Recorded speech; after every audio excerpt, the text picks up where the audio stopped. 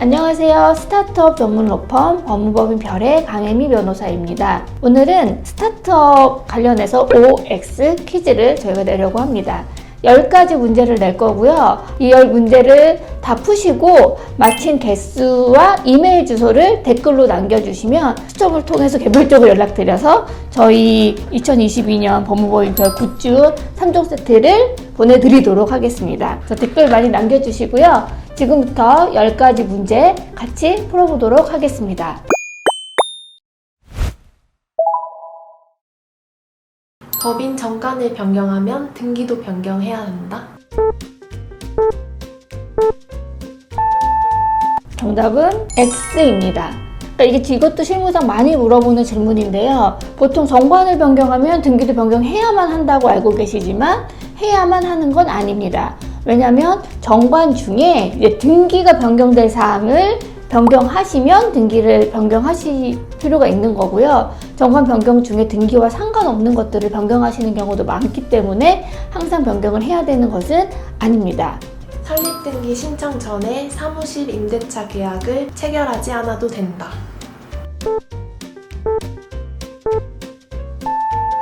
정답은 X 같지만 O입니다.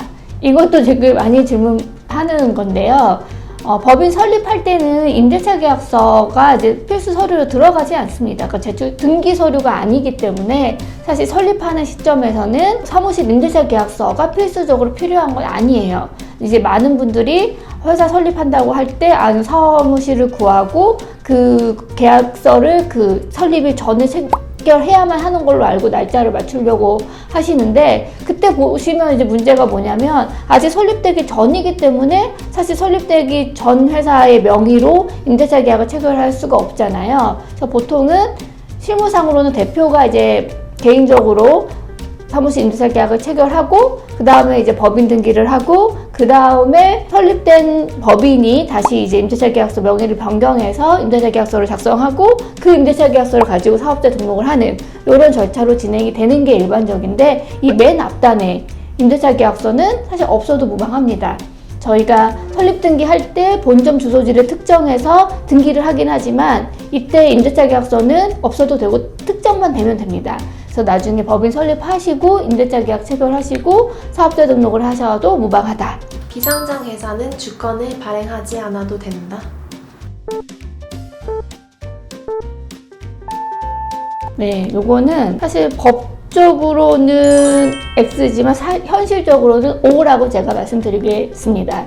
사실 상법에서는 주식회사는 주권을 발행해야 된다고 되어 있기는 해요. 근데 사실상 99% 발행하지 않고 있고요. 투자사가 특별히 요구한다거나 아니면 주식 질권을 설정하기 위해서 질권자가 요구한다거나 이런 경우가 아닌 한 비상장 회사는 주권을 발행하지 않고 있는 게 현실이기 때문에 사실 발행하지 않아도 된다고 제가 말씀드리겠습니다. 주주명부는 공증을 받아야 효력이 있다. 네, 이거는 X입니다. 이것도 얼마 전에 제가 질문을 받아서 질문을 뽑아봤는데요. 주주명부는 사실 되게 중요하잖아요. 그 회사의 주주를 확인해주는 문서이기 때문에. 그래서 이거 주주명부 어떻게 해야지 이게 공식적으로 인정을 받나요? 이렇게 문의를 많이 하시는데, 주주명부는 하단에 주식회사 어디, 대표이사 누구 하고 법인인감을 찍음으로써 이제 효력이 있는 거지, 이걸 꼭 공증을 받아야만 하는 건 아닙니다. 또 이게 연관 질문으로 정관도 공증을 받아야만 효력이 있냐? 라는 질문을 많이 받는데 꼭 그렇지 않습니다. 비상장 회사는 주주총회를 개최하지 않아도 된다. 현실적으로 안 와도 될 수 있지만 법적으로는 해야 되고요. 그리고 주권과 다르게 아까 제가 주권도 법에서는 발행하라고 하지만 안 해도 된다고 말씀드렸지만 주주총회는 반드시 하셔야 됩니다.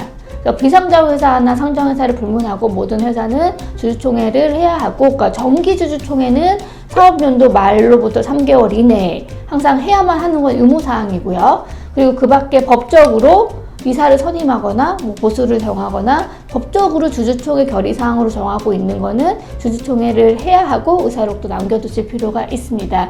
특히 이제 3월 말에 보통 이제 저희가 정기주주총회 많이 하는데 미리미리 이렇게 준비하시기 바랍니다. 이익 배당은 주주총회 결의로 언제든지 할 수 있다. 정답은 X입니다. 네, 회사에서 이익이 많이 나서 주주들이 주주총회에서 이익 배당할 수 있는 거 아니냐, 회사에 돈이 있어서 빼는데 왜 안 되냐, 이런 질문을 많이 받아요. 근데 이익 배당은 법에서 연 1회, 원칙적으로 연 1회만 하도록 정하고 있고요. 다만 정관에서 중간 배당을 할 수 있는 근거 조항이 있는 경우에는 연 2회까지 가능하고요. 상장회사의 경우에는 연 4회까지 가능합니다. 이게 횟수 제한이 엄격하게 있기 때문에 아무 때나 이익 배당을 하고 싶다고 해서 주주총회 결의를 해서 돈을 이익 배당 처리하신다 라고 하시면은 이게 법적으로도 효력이 없고 세무적으로도 문제가 될 수 있으니 주의하시기 바랍니다. 공동대표인 경우 지분 비율에 따라 의사결정권을 가진다.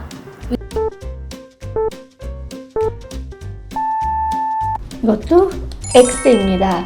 실무상 공동대표가 있고 이제 주주들이, 그러니까 보통 주주들이 같이 공동대표를 하는 경우가 많잖아요. 아까 코파운더 둘이 있고, 우리는 같이 공동으로 대표를 하자 이렇게 하고 있어요. 그러면 의사결정 어떻게 하는지 질문을 많이 하시더라고요. 그래서 만약에 우리 지분이 6대4다. 그러면 공동대표도 뭔가 의사결정할 때 6대4로 이제 뭐 영향력을 행사할 수 있는 거 아니냐고 질문을 하신 경우가 있었는데, 공동대표는 그 주주로서의 지분율과 상관없이 그러니까 공동대표가 모두 함께 그 의사결정을 하는 구조입니다. 그래서 지분율과 상관없이 함께 같이 그 대표권을 행사한다 라고 보시면 되겠습니다. n분의 1로 지분이 되어 있으면 투자를 받기 어렵다. 이 질문은 진짜 제가 너무 질문을 너무 많이 받고, 아마 그 사업자분들, 특히 코파운더 분들이 계신 분들은 되게 많이 고민하실 것 같은데요. 제가 명쾌하게 정리해드리면 정답은 O입니다. 받기는 어렵습니다. n분의 1로 정하면은 이제 가장 큰 문제가 의사결정권을 아무도 갖지 않게 되는 구조가 되기 때문에 일단 문제이고요. 특히 짝수의 경우에는 n분의 1로 할 경우에는 오히려 데드락이라고 해서 의사를 아예 결정할 수 없는 상태, 그러니까 급착 상태에 빠지게 됩니다. 이렇게 뭔가 회사의 중요한 의사결정을 해야 되는데 결정을 못하게 됨으로써 회사 사업을 영위할 수가 없게 되는 거죠. 보통 이제 투자사들이 스타트업한테 n분의 1로 지분하지 말고 대표이사한테 지분을 몰아줘라 이렇게 얘기하는 이유는 그 대표가 법적으로도 안정적으로 경영권을 행사할 수 있는 그걸 보기 위해서 그런 거입니다. 그래서 현실적으로 n분의 1로 되어 있으면 투자를 받기 어렵다는 건 사실 팩트고요. 다만 예외는 항상 있죠. n분의 1로 되어 있으면 투자를 받을 수 없다라고 하면은 그건 X입니다. 받은 사례가 있고 저희가 자문한 사례에서도 드물지만 정말 n분의 1로 받기 지분율을 정할 수 없는 특수한 사정이 있을 수 있거든요.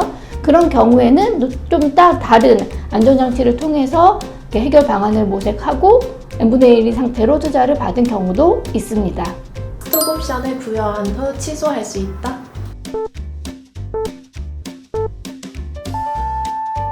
취소하면 안 될 것 같지만 취소할 수 있습니다.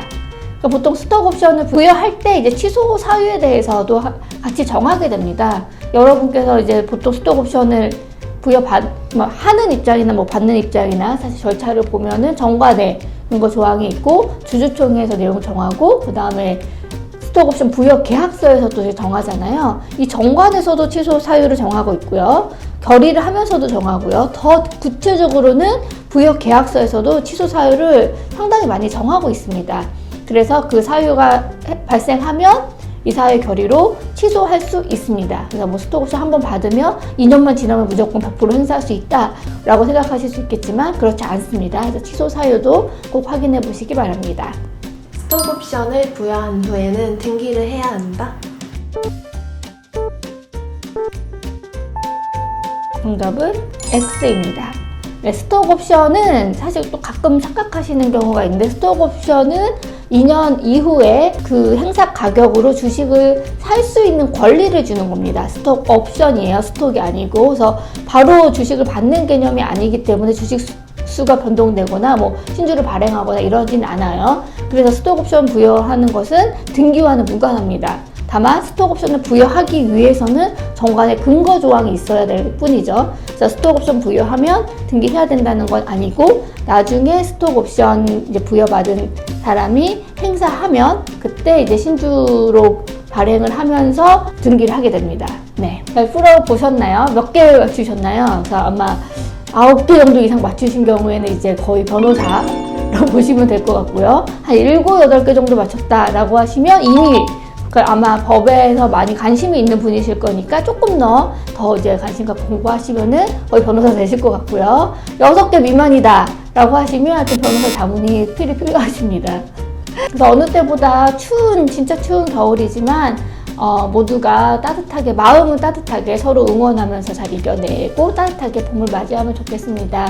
올해 22년도 진짜 어려운 해임에도 불구하고 많은 분들이 저희 법무법인별 응원해주시고 관심 가져주셔서 저희는 잘 되고 있습니다. 그래서 앞으로도 저희가 이 받은 응원, 관심, 사랑을 더 열심히 일을 해서 좋은 서비스를 제공하고 좋은 콘텐츠를 제공하면서 이제 돌려드릴 수 있도록 하겠습니다. 그래서 올해 2022년 모두 마무리 잘 하시고요. 조금 이르지만 2023년 새해 복 많이 받으시기 바랍니다. 감사합니다.